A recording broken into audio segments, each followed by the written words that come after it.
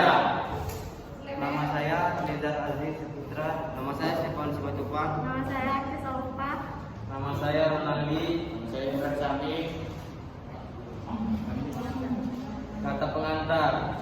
Puji syukur kami panjatkan kehadiran Allah yang Maha Kuasa atas rahmat dan karunia-Nya. Makalah PPKN kelompok kami dapat diterbitkan.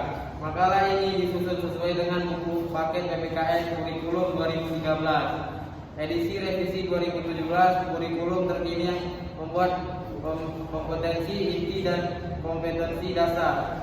Tujuan kurikulum 2013 adalah mempersiapkan agar memiliki kemampuan hidup sebagai pribadi warga negara yang produktif, kreatif, inovatif, dan efektif, serta mampu berkontribusi pada kehidupan. Adapun keunggulan dari makalah ini antara lain sebagai berikut.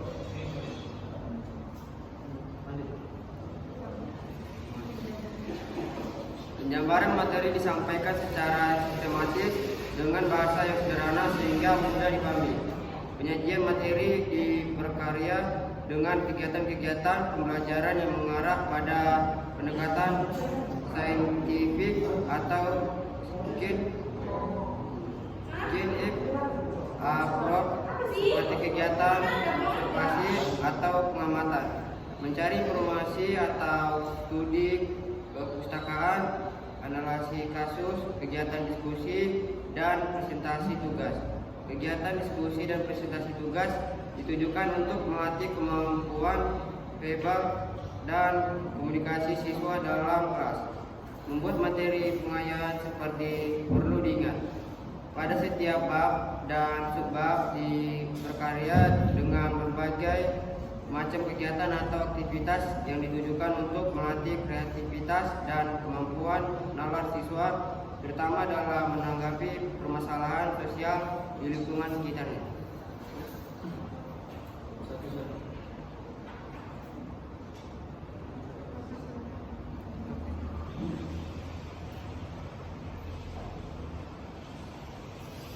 Satu, pendahuluan. Latar belakang Pancasila yang merupakan dasar negara Indonesia, menjadi dasar Indonesia, menjadi dasar pedoman dalam segala pelaksanaan dan penyelenggaraan pemerintah negara Indonesia termasuk peraturan perundang-undangan. Pancasila merupakan cerminan bangsa Indonesia dalam kehidupan bermasyarakat, berbangsa dan bernegara. Nilai-nilai Pancasila yang terkandung di dalam Pancasila menjadi tolak ukur bagi bangsa Indonesia dalam penyelenggaraan bernegara, karena konsekuensi dalam hal itu bahwa penyelenggaraan bernegara tidak boleh menyimpang dari nilai ketuhanan, nilai kemanusiaan, nilai persatuan, nilai kerakyatan, dan nilai keadilan.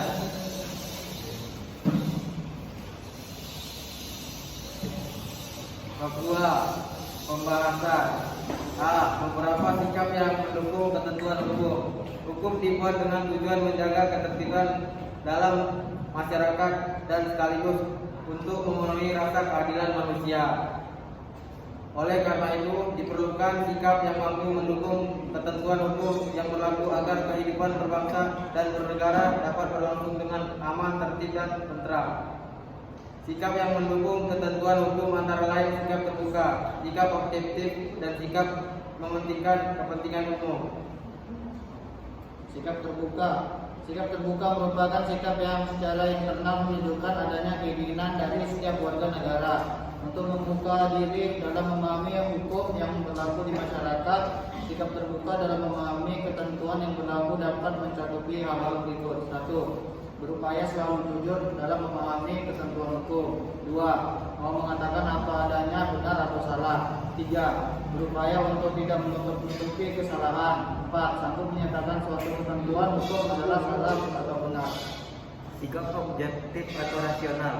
Bersikap objektif atau rasional merupakan sikap yang ditunjukkan oleh seseorang dalam memahami ketentuan-ketentuan hukum, dikembalikan pada data, fakta, dan dapat diterima oleh akal sehat. Sikap mengutamakan kepentingan umum. Sikap mengutamakan kepentingan umum merupakan sikap seseorang untuk menghargai atau menghormati orang lain yang dirasakan lebih membutuhkan atau penting dalam suatu kurun waktu tertentu untuk sesuatu yang lebih besar manfaatnya. Ciri-ciri orang yang berperilaku sesuai hukum dapat terlihat dari beberapa contoh sebagai berikut. A. Disenangi masyarakat. B. Tidak menimbulkan kerugian baik bagi diri sendiri maupun orang lain. C. Mencerminkan sikap patuh pada hukum. D. Menciptakan kesadaran hidup. E. Tidak menyinggung perasaan orang lain. B. Perilaku sadar hukum. Perbuatan yang mencerminkan sikap sadar pada hukum antara lain dapat dilihat dari berbagai lingkungan kehidupan seperti berikut ini. Sadar hukum di lingkungan keluarga. Setiap anggota keluarga harus dapat mengembangkan kesadaran diri dengan membiasakan perilaku di bawah ini. 1. Menjaga nama baik keluarga dengan tidak melakukan hal-hal kurang terpuji. 2. Menaati aturan yang berlaku di masyarakat. 3. Menghormati sesama anggota keluarga. 4. Setiap keluarga memiliki kartu keluarga atau KK. 5. Setiap keluarga memiliki KTP bagi yang berusia 17 tahun. 6. Membayar pajak bumi dan bangunan PBB. 7. Anggota keluarga dilengkapi dengan akte kelahiran. Sadar hukum di lingkungan sekolah. Kesadaran hukum dapat dikembangkan oleh setiap siswa sekolah dengan membiasakan diri melakukan perilaku sebagai berikut. 1. Membayar uang administrasi sekolah tepat waktu. 2. Berseragam sekolah sesuai dengan ketentuan. 3. Mengikuti pelajaran sesuai dengan jadwal yang sudah ditentukan. 4. Tidak merusak citra sekolah. Sadar hukum di lingkungan masyarakat. Perilaku-perilaku yang mencerminkan sikap sadar hukum di lingkungan masyarakat antara lain sebagai berikut. 1. Menjaga nama baik lingkungan masyarakat. 2. Menghormati sesama warga masyarakat. 3. Taat dan patuh terhadap aturan-aturan masyarakat. 4. Bertindak sesuai norma. 5. Selalu memelihara ketertiban, keamanan, dan ketenteraman di lingkungannya. Sadar hukum di lingkungan negara.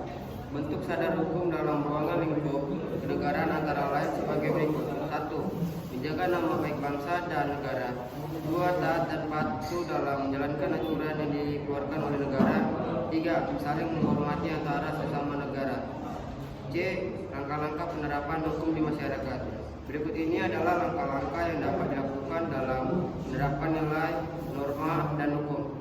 Pembiasaan penerapan nilai norma dan hukum sebagai suatu pembiasaan atau kebudayaan merupakan hal yang mendasarkan penerapan nilai norma dan hukum menjadi kebudayaan. Maka tersebut merupakan cermin mental dan karakter suatu bangsa. Sosialisasi dan komunikasi penanaman nilai norma dan hukum melakukan sosialisasi dan komunikasi sehingga akan melahirkan pencerahan. Contoh dan teladan: orang tua, pemimpin, dan tokoh agama maupun pendidik harus mampu menjadi contoh yang baik bagi generasi mendatang atau masyarakat. Penyadaran: masyarakat memerlukan penyadaran akan pentingnya nilai norma dan hukum dalam kehidupan bersama. Pengawasan terhadap penerapan nilai norma dan hukum dapat dilakukan oleh pemerintah dan masyarakat. Sanksi yang tegas atau hukuman yang tegas dan mendidik diperlukan untuk menegakkan terhadap adanya penyimpangan nilai norma dan hukum sehingga bagi siapapun yang menyimpang dari hukum harus diberi hukuman sesuai dengan aturan yang berlaku. Untuk implementasi peran masyarakat dalam penegakan hukum. 1. Berperan aktif dalam pemilihan umum. 2. Memberikan pungli. 3. Menaati tata tertib lalu lintas. 4. Tidak ikut menyebarkan berita hoax. 5. Memastikan tidak ada tindakan kolusi dan nepotisme. Pembahasan nilai praktis.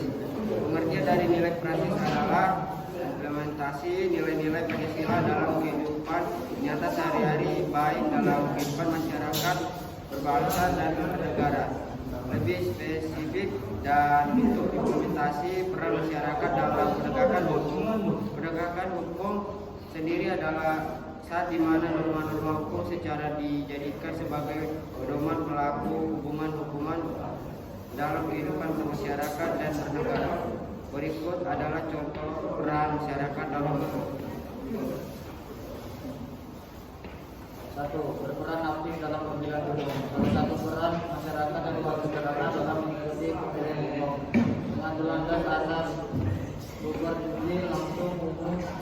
kerahasiaan jujur adil. Masyarakat sudah ikut menegakkan proses hukum, dengan demikian tindakan anarkisme bisa dihindari. 2. Tidak memberikan pungli. Pungli atau pungutan liar merupakan hal yang kerap dilakukan masyarakat untuk mempercepat proses hukum. Hal ini tentu saja sangat tidak bijaksana karena bisa menghambat proses hukum yang berlaku. 3. Menaati tata tertib lalu lintas. Pernyataan ini mungkin terdengar sederhana, tapi nyatanya banyak rakyat Indonesia yang kurang memperhatikan rambu-rambu lalu lintas dengan kendaraan dengan sembarangan. Padahal ini cukup beresiko terhadap keselamatan nyawa. Oleh sekarang, sebagai warga negara yang taat hukum, sebaiknya kita berkendara dengan bijak. 4. Tidak ada mengisi kebarkan berita hoax. Dewasa ini kita bohong atau hoax dipercepat penyebaran melalui media sosial. Sebagai warga negara yang baik, kita harus bijaksana dalam memilih, memilah dan menyikapi pemberitaan yang ada. 5. Memastikan tidak ada tindakan korupsi, kolusi, nepotisme. Memastikan tidak ada tindakan korupsi, kolusi, nepotisme bisa diluari dari kita sendiri. Yuk budidayakan anti KKN.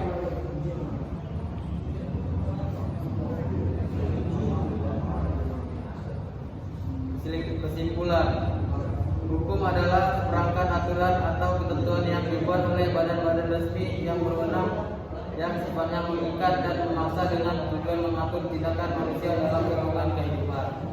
Sistem hukum 2. Sistem hukum Indonesia bersifat hierarki dengan UUD 1945 sebagai hukum negara tertinggi jenis dan tata urutan perundang di Indonesia, sebagaimana terdapat dalam Undang-Undang Nomor 10 Tahun 2004.